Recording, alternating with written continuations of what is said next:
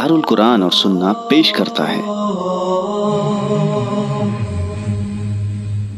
अस्सलामु अलैकुम वरहमतुल्लाहि वबरकातुहू। बिस्मिल्लाह, अल्हम्दुलिल्लाह, वस्सलातु वस्सलामु अला नबिय्यिना मुहम्मद व अला अहलिहि व सहबिहि अजमईन व मन तबिअहुम बिइहसान इला यौमिद्दीन व बाद। मोहतरम नाज़रीन कराम, आज के इस दर्स कुरान के 13वें पारे में आप सभी का इस्तकबाल है। 13वें पारे की इब्तिदा में अल्लाह रब्बुल आलमीन ने सूरह यूसुफ़ के बक़ी हिस्से को इकट्ठा किया है। उसके बाद सूरह राद है, सूरह इब्राहीम है।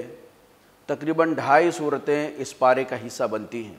सूरह यूसुफ़ एक ऐसी सूरा है जिसके बारे में अल्लाह रब्बुल आलमीन ने इरशाद फरमाया, नहनु नक़ुस्सु अलैका अहसनल क़सस, हम आपके सामने सबसे बेहतरीन क़िस्सा बयान करते हैं। ये सूरह यूसुफ़ वो सूरा है जिसके बारे में अल्लाह रब्बुल आलमीन ने इरशाद फरमाया, लक़द कान फ़ी यूसुफ़ व इख़्वतिही आयातुल लिस्साइलिन, कि यूसुफ़ अलैहिस्सलाम के और उनके भाइयों के क़िस्से में पूछने वालों के लिए बहुत सारी इबरतें हैं, बहुत सारी निशानियाँ हैं, के अंदर बयान करदा वाक़यात में बड़ी सारी इबरतें मौजूद हैं। बिलाशुबहा ये सूरा ऐसी है जिसको हर मुसलमान को ख़ास तौर से पढ़ना चाहिए। अहसनुल क़सस है, सबसे बेहतरीन क़िस्सा अल्लाह ने बयान फरमाया है, और इस क़िस्से में बहुत सारी निशानियां हैं पूछने वालों के लिए। इस क़िस्से में बहुत सारी इबरतें हैं, बहुत सारी नसीहतें हैं। बचपन से लेकर जवानी की दहलीज तक पहुँचने तक हज़रत यूसुफ़ अलैहिस्सलाम का क़िस्सा और उनके ख्वाब का वाक़या अल्लाह रब्बुल ने बयान फरमाया। सवाल ये पैदा होता है कि ये अहसनुल क़सस क्यों है। तफसील में जाएंगे, तफसीली रिवायतों को देखेंगे तो फिर बहुत लंबा वक्फ़ा दरकार होगा। अहसनुल क़सस की बुनियादी वजह ये है कि एक ऐसी सूरा है जिसके अंदर अल्लाह रब्बुल आलमीन ने उतार चढ़ाव बहुत जल्दी दिखा दिया है। यानी देखिए, हज़रत यूसुफ़ अलैहिस्सलाम एक आजमाइश में जाते हैं, वहाँ से निकल नहीं पाते कि दूसरी आजमाइश में पहुँच जाते हैं। एक इम्तिहान से दूसरे इम्तिहान, एक इब्तला से दूसरे इब्तला में। और यहाँ जो इस सूरा के अंदर हम और आप देखते हैं, यानी इंतकालात बहुत हैं, तकल्लुबात बहुत हैं, चेंजिंग बहुत जल्दी जल्दी होती है। यूसुफ़ अलैहिस्सलाम अभी छोटे से बच्चे थे, उन्होंने ख्वाब देखा और बेहतरीन ख्वाब देखा। रोशन मुस्तकबिल को बेहतरीन करने के लिए बेहतरीन ख्वाब हज़रत यूसुफ़ अलैहिस्सलाम ने देखा। अब्बा को बताया, अब्बा ने यूसुफ़ अलैहिस्सलाम को बताया, बेटा ये वाक़या, ये क़िस्सा, ये ख्वाब अपने भाइयों को नहीं बताना। बहरहाल भाइयों ने हज़रत यूसुफ़ अलैहिस्सलाम को ले जाके कुएं में डाल देते हैं। ये इब्तला है यूसुफ़ अलैहिस्सलाम की। यूसुफ़ अलैहिस्सलाम के लिए ये बहुत बड़ा इम्तिहान है। अभी एक इम्तिहान था ये कि वहाँ से लोगों ने निकाला तो उनको गुलाम बना लिया गया, उनको ले जाके बाजार में बेचा गया, सस्ते दामों में बेचा गया। फिर वो एक नबी के बेटे, उलुल अज़्म पैगंबरों के खानदान में रहने वाले वो नन्हे से बच्चे, इनको लोगों ने बाकायदा गुलाम बना लिया, नौकर बना लिया और अजीज़ मिस्र के घर चले गए। और अजीज़ मिस्र के घर में जो मुसीबत आई जवानी की दहलीज पर कदम रखते हुए, वो नौजवानों के लिए बहुत बड़ी इबरत है। यूसुफ़ अलैहिस्सलाम नौजवानों के लिए जिंदा मिसाल हैं। अल्लाह रब्बुल आलमीन ने वहाँ हज़रत यूसुफ़ अलैहिस्सलाम को आज़माइश में डाला। ज़िना की तरफ अजीज़ मिस्र की बीवी ने दावत दिया।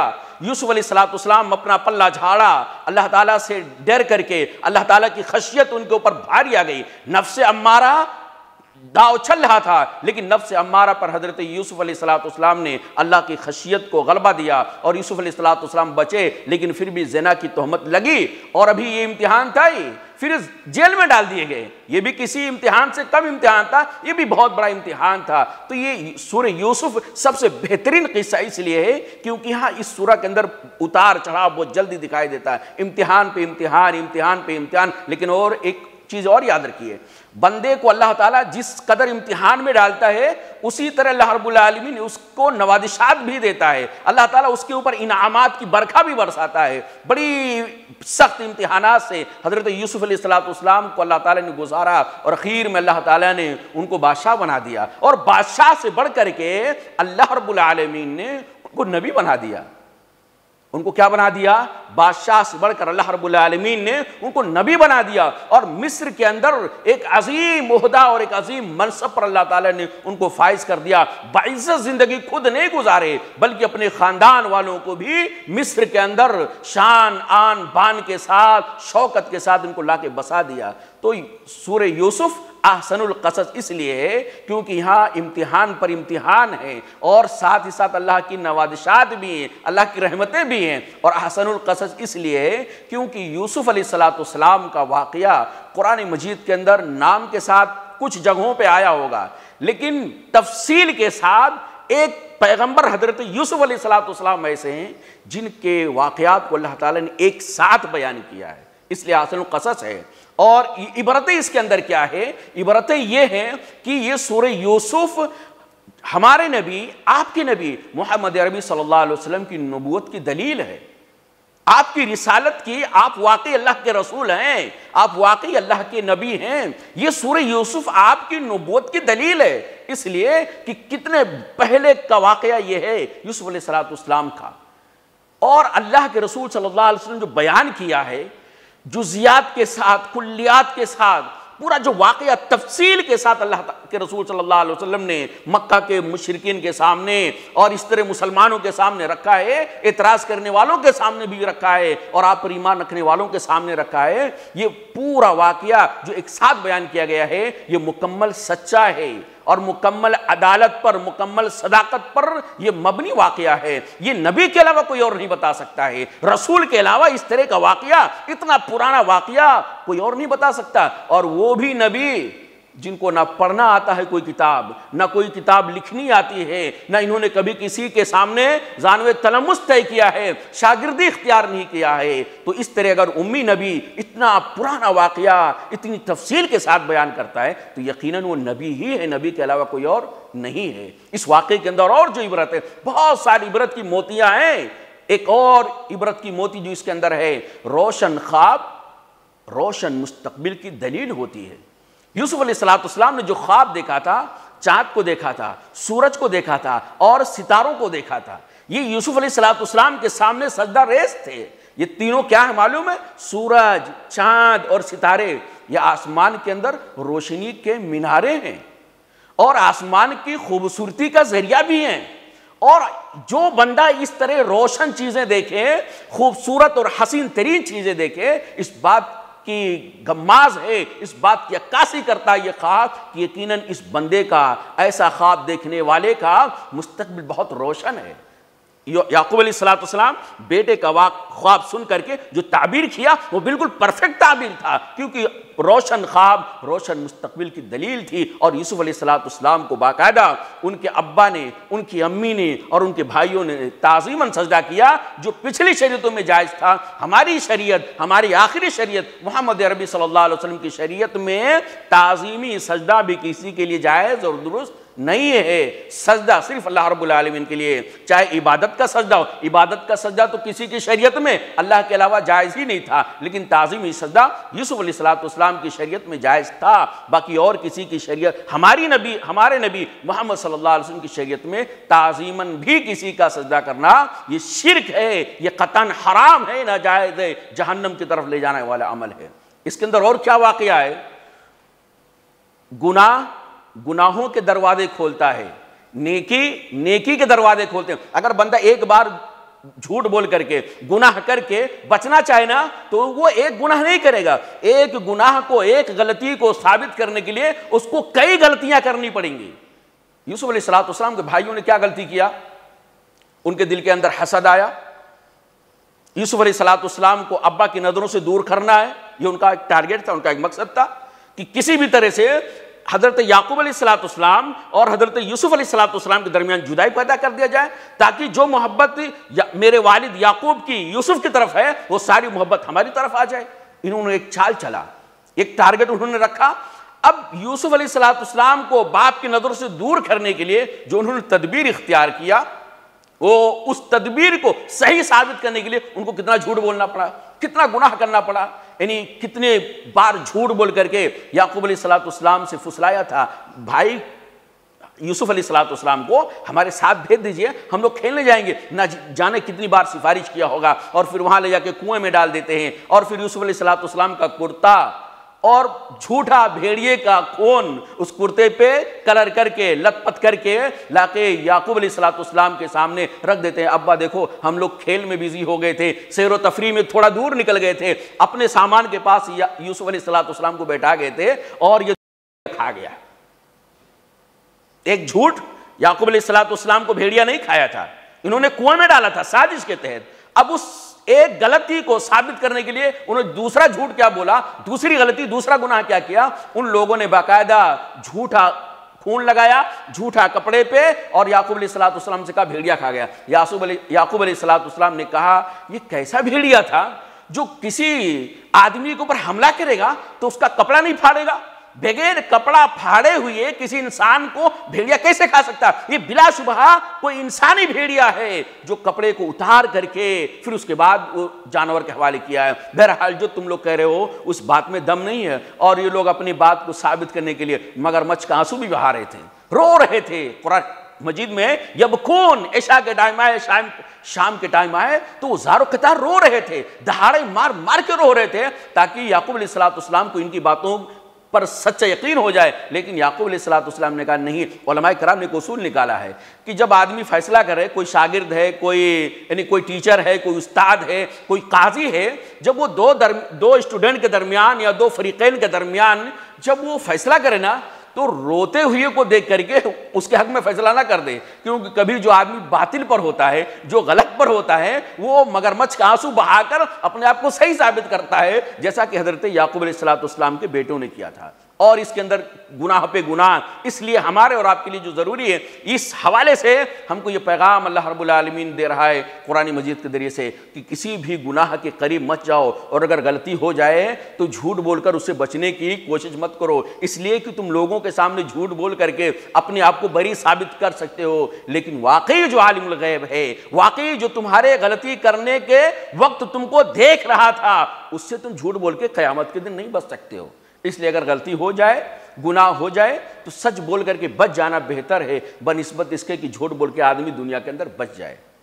اسی طرح اس واقعے کے اندر اور بہت ساری اللہ رب العالمین نے اس کے اندر نشانیاں بیان فرمایا۔ اور ایک اور چیز، صبر کرنے والا اور تقوی اختیار کرنے والا، یہ کبھی اس کی زندگی میں کبھی وبال نہیں آتا ہے، یعنی صبر اور تقوی یہ کبھی بندے کو ہارنے نہیں دیتے ہیں۔ یعقوب علیہ السلام کے پاس ان کے بھائی گونی لے کر کے، بوری لے کر کے اناج لینے گئے، جیسا کہ قحط سالی پڑا ہوا تھا، تو حضرت یوسف علیہ السلام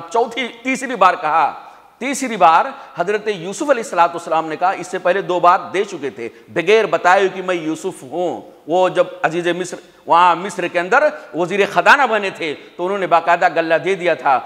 تیسری بار انہوں نے کہا تھا کہ تم لوگوں کو معلوم ہے جو تم نے یوسف علیہ السلام کے ساتھ اور اس کے بھائی بنیامین کے ساتھ کی ہو، تم کو معلوم ہے؟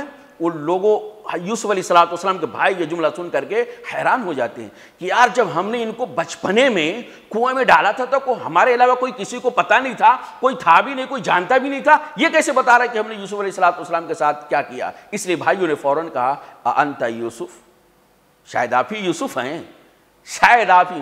ذرا سوچیں، جس نے آپ کو ایسی جگہ پھینک دیا ہوگا جہاں سے زندہ بچنے کی امید نہ ہو، آپ کو مرا جانے کی چھوڑا ہو، اور آپ اس اللہ تعالیٰ نے آپ کو بچایا ہو اور آپ کو خوشحال بنایا ہو، آپ کو بڑا بنا دیا ہو، عہدہ دے دیا ہو، منصب دے دیا ہو، اور اس عہدے کے محتاج جب لوگ آپ کی خدمت میں آئے، ان لوگوں میں وہ لوگ بھی ہوں جنہوں نے آپ کو مرا جان کے چھوڑا تھا۔ آپ ذرا سوچو، آپ پہچان لیں یہ وہی لوگ ہیں جنہوں نے مجھ کو مرا جان کے چھوڑا تھا، تو آپ کا کیا رویہ ہوگا؟